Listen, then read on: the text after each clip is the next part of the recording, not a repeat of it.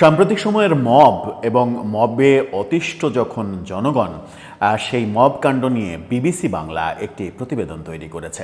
BBC বাংলার অনুসন্ধানী প্রতিবেদনে তারা বোঝানোর চেষ্টা করেছে যে এই মবের পেছনে নতুন রাজনৈতিক দল এনসিপি এবং বৈষম্যবিরোধী ছাত্র আন্দোলন সবথেকে বেশি অভিযুক্ত হচ্ছে। অন্যরাও যে অভিযুক্ত হচ্ছে না সেটা কিন্তু একেবারে মিথ্যা কথা। অন্যরাও অভিযুক্ত হচ্ছে, বরং বেশিরভাগ মব অন্যরা করছে, কিন্তু যেগুলো বড় বড় হাইলাইটেড ব্যাপার ঘটনাগুলো সেগুলোর সঙ্গে এনসিপি কিংবা বৈষম্যবিরোধী আন্দোলনের নাম চলে আসছে, তাদের নাম জড়িয়ে যাচ্ছে। কেন তাদের নাম জড়িয়ে যাচ্ছে? বিবিসি প্রশ্ন করছে বরং এরকম যে এনসিপি কি মব দিয়ে নিজেদের আধিপত্য বিস্তার করার চেষ্টা করছে কিনা। সাম্প্রতিক সময়ে মব নিয়ে অনেক কথা হচ্ছে, সরকার থেকে মব নিয়ে কথা বলা হয়েছে। গতকালকে আমরা দেখেছি যে সরকারের উপদেষ্টা, তথ্য উপদেষ্টা, তিনি মব নিয়ে সামাজিক যোগাযোগ মাধ্যমে একটি পোস্ট দিয়েছেন। সেখানে একেবারে স্পষ্ট বলেছেন যে মব বলে কিছু নেই এবং মবের সঙ্গে বৈষম্যবিরোধী ছাত্র আন্দোলন কিংবা জুলাই আন্দোলনের কেউ জড়িত নয়, এই ধরনের স্পষ্ট বার্তা, এবং তাদের বিরুদ্ধে যারা কথা বলছে তাদেরকে চুপ হয়ে যাওয়ার এক ধরনের হুঁশিয়ারি দিয়েছেন। এবং সত্যি সত্যি মব যদি থাকতো তাহলে এই সুশীল সমাজ যারা এটা নিয়ে এত কথা বলছে তাদের কথা আর বলা লাগতো না। তার মানে হচ্ছে তাদের এক ধরনের টুটি চেপে ধরা হতো। এই ব্যাপারগুলো সামনে এসেছে। বিবিসি বাংলা আদতে কি বলতে চাইছে সেই আলোচনাটা করার চেষ্টা করব, সাথে সামগ্রিক পরিস্থিতি নিয়ে আলোচনা করব। এই ভিডিওতে থাকবেন পলিটিক্স টিভির নিয়মিত আয়োজনে।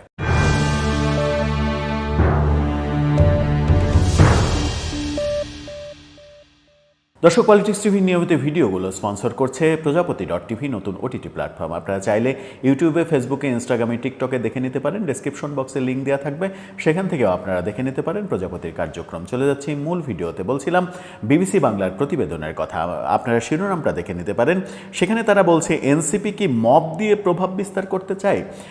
বিবিসির শিরোনামটাই যখন তখন ভেতরে তো সেটার একেবারে ডিটেল থাকবে, এটাই স্বাভাবিক। ভেতরে যেটা বলার চেষ্টা করছে তারা, 5 আগস্টের পর থেকে বেশ কিছু মবের ঘটনায় নতুন রাজনৈতিক দল এনসিপি ও বৈষম্যবিরোধী ছাত্র আন্দোলনের নেতাকর্মীদের জড়িত থাকার অভিযোগ রয়েছে।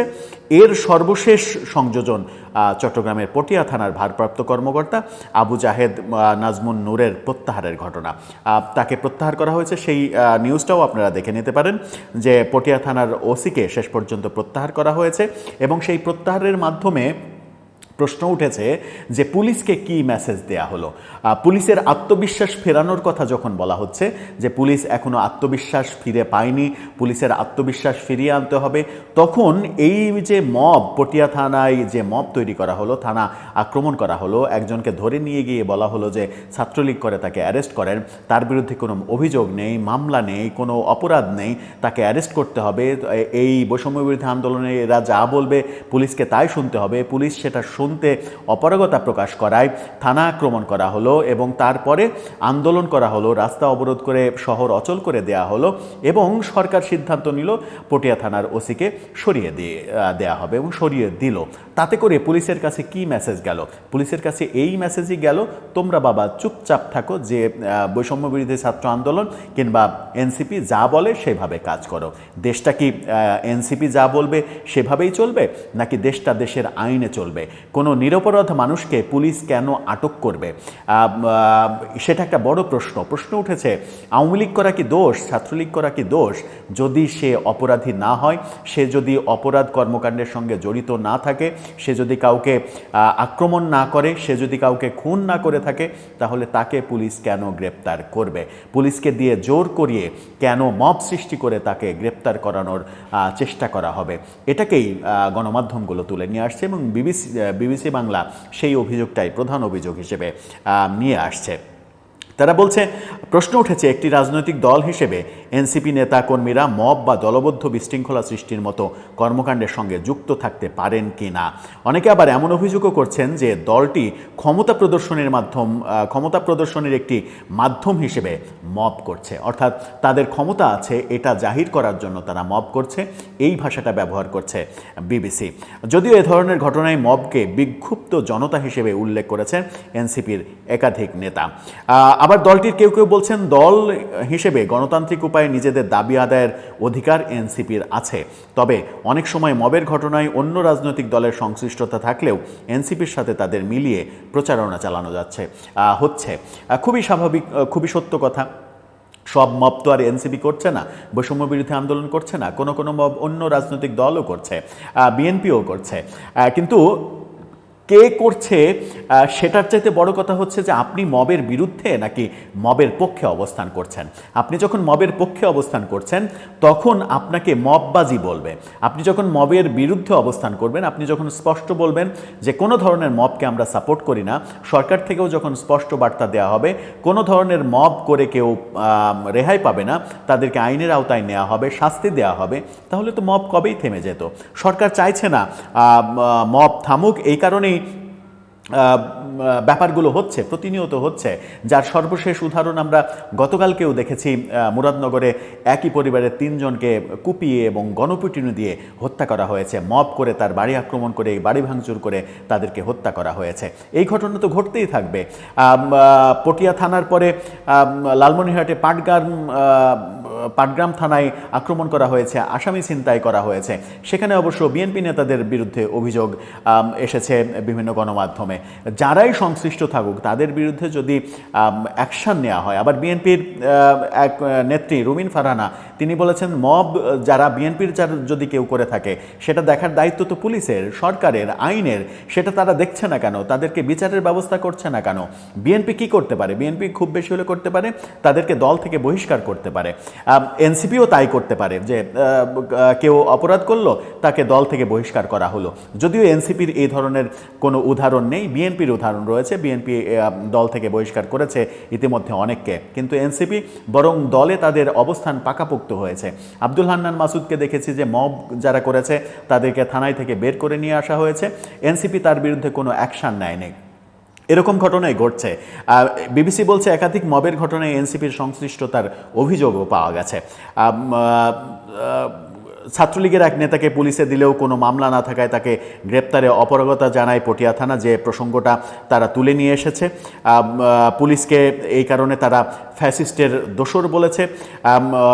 ঢাকায় ধানমন্ডিতে হাক্কানি পাবলিশার্সের প্রকাশক যে কথা বললাম, আব্দুল হান্নান মাসুদ সেই মবকারীদের থানা থেকে ছাড়িয়ে নিয়ে এসেছে। দলটির নেতারা কি বলছেন? দলটির নেতারা বলছেন, কিছুদিন আগে একটি জাতীয় গণমাধ্যমকে দেয়া সাক্ষাৎকারে এনসিপির আহ্বায়ক নাহিদ ইসলাম মবকে বিক্ষুব্ধ জনতা হিসেবে উল্লেখ করেন। তার মধ্যে মব মানতেই রাজি না। তিনি বলেছেন সঠিক কর্মসূচি ও নেতৃত্ব না থাকার কারণে এদের নানাজন নানাভাবে ব্যবহার করছে, ডাইভার্ট করছে। নিজেদের ব্যক্তিগত এজেন্ডা বা গোষ্ঠী এজেন্ডায় তাদের ব্যবহার করা হয়েছে। এটা আমাদেরও সীমাবদ্ধতা।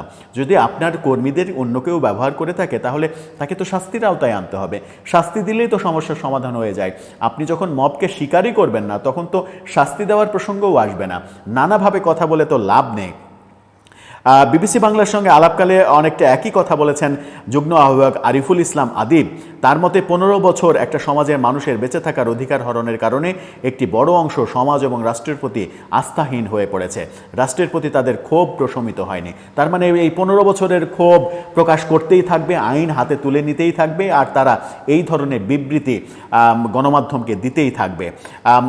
রেভলিউশনারি ফোর্স আকারে সোসাইটিতে থাকা এই গোষ্ঠী এনসিপিতেও আছে বলে তিনি বলেছেন। দলের কিছু কিছু মানুষ এখনও রেভলিউশনারি চিন্তা ধারণ করে। রাজনৈতিক নেতৃত্বের মাধ্যমে তাদের গণতান্ত্রিক প্রক্রিয়ায় নিয়ে আসার চেষ্টা করা হচ্ছে বলেও তিনি দাবি করেছেন। নানা দাবি তারা করেছে, নানা কথা বলেছে এবং এগুলোকে ঢাকা বিশ্ববিদ্যালয়ের একাধিক প্রফেসর এগুলোকে অপরাজনীতি হিসেবে ব্যাখ্যা দিয়েছেন। মব নিয়ে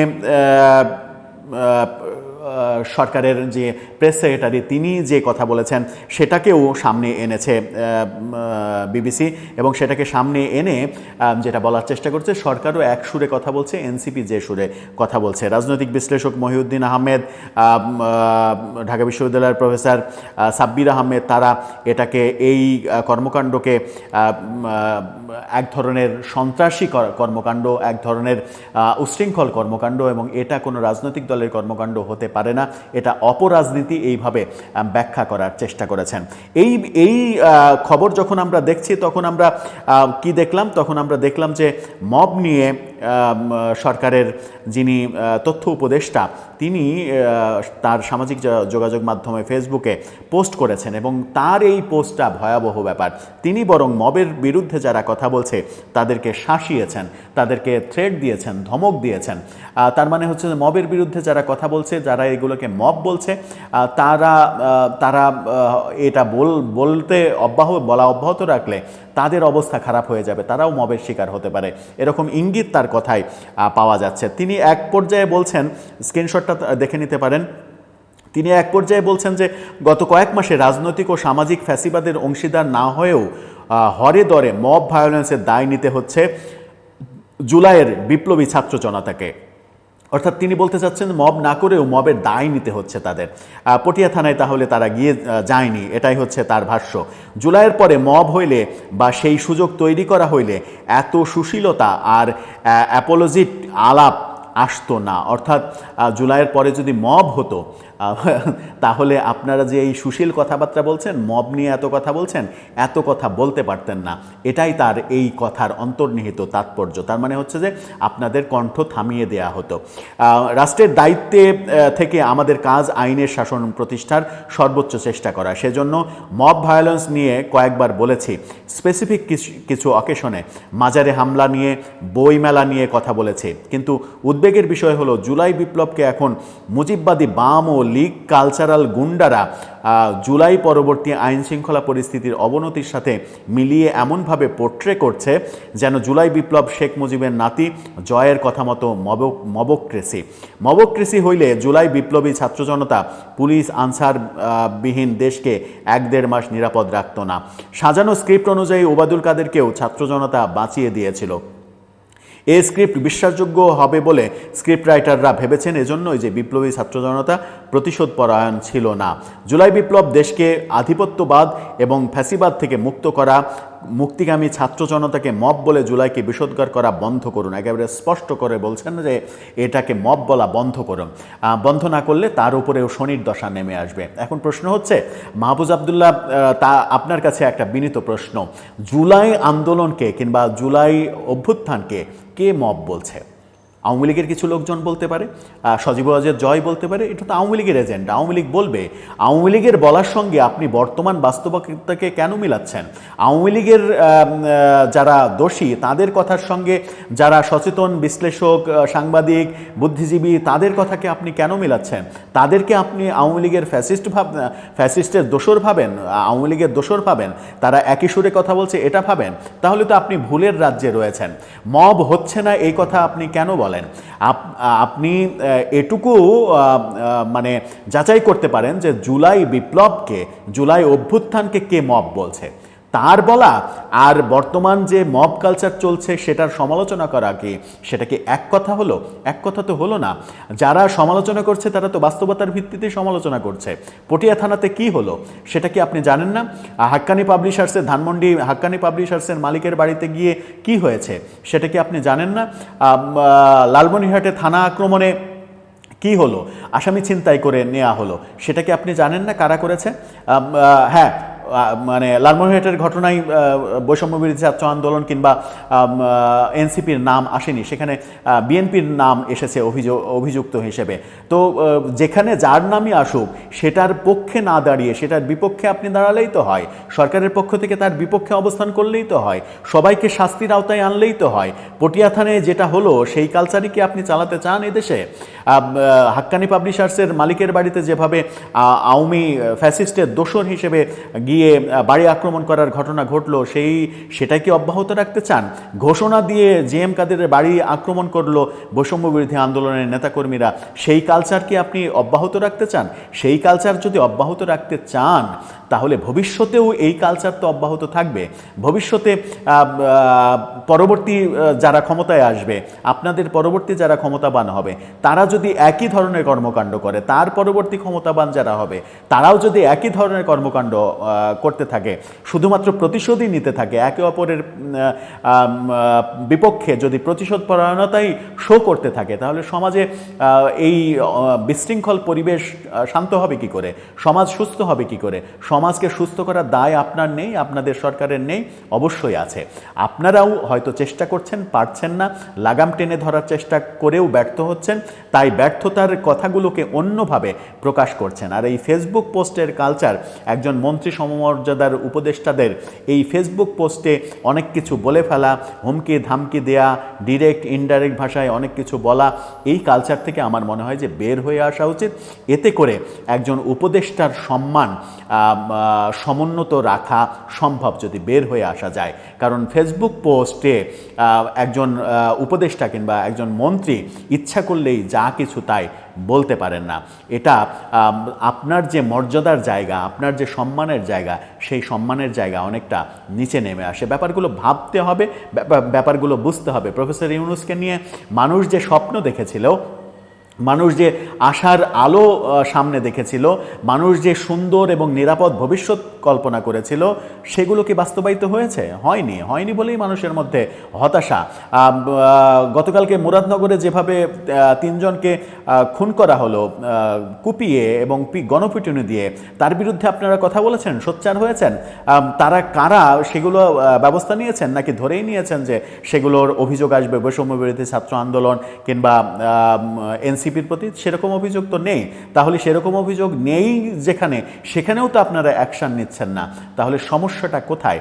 সমস্যাটা গোড়াতে গলদ কিনা সেটা একটু খুঁজে বের করতে হবে। আমার মনে হয় যে বিবিসির মতো আন্তর্জাতিক গণমাধ্যম এই ধরনের খবর যেন করতে না পারে, এই ধরনের দোষারোপ যেন করতে না পারে, এই কারণে সব পক্ষেরই সচেতন হওয়া উচিত। এনসিপির যেমন সচেতন হওয়া উচিত, সরকারেরও সচেতন হওয়া উচিত। দর্শক, আপনার কি মনে হয়? আপনার মতামত জানিয়ে লিখতে পারেন আমাদের কমেন্ট বক্সে।